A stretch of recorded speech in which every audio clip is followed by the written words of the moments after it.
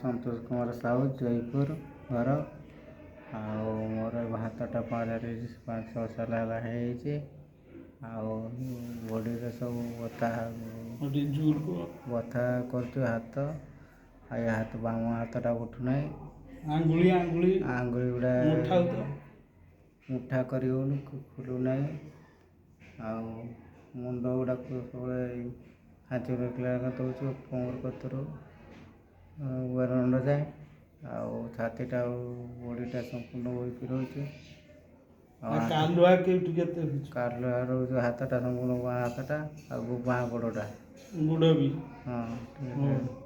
ଆଉ ବଡ଼ିଟା ସମ୍ପୂର୍ଣ୍ଣ ହୋଇକି ରହୁଛୁ। ଆଉ ଦେହ କାଲୁଆ ହେଉଛ? ଦେହ କାଲୁଆନି, ସେ ନିଶ୍ୱାସ ରଙ୍ଗ ମାରୁଛି।